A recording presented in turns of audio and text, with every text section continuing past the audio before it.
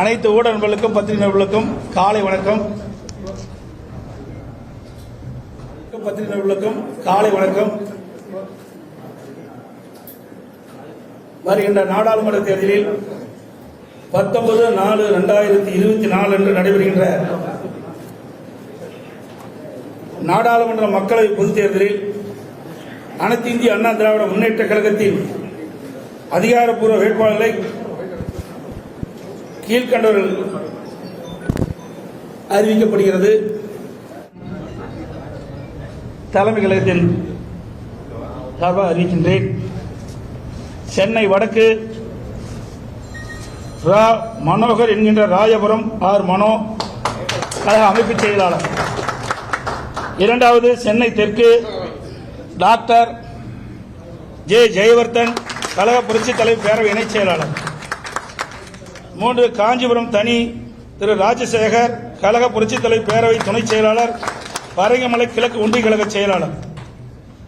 அரக்கோணம் திரு AL Vijayan Sholinghur கிழக்கு ஒன்றிய கழக செயலாளர்.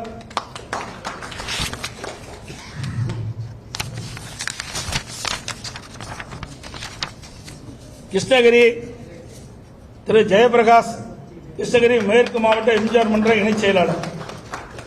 ஆரணி திரு ஜி வி கஜேந்திரன் ஆரணி தெற்கு ஒன்றிய கழக செயலாளர். விழுப்புரம் தனி திரு ஜே பாக்கியராஜ் விழுப்புரம் மாவட்ட மாணவணி செயலாளர். சேலம் திரு பி விக்னேஷ் கழக புரட்சித் தலைவர் பேரவை துணை செயலாளர். நாமக்கல் திரு எஸ் தமிழ்மணி நாமக்கல் மாவட்ட வர்த்தகணி செயலாளர். ஈரோடு திரு ஆற்றல் அசோக்குமார் கழக புரட்சித் தலைவர் பேரவை துணை செயலாளர்.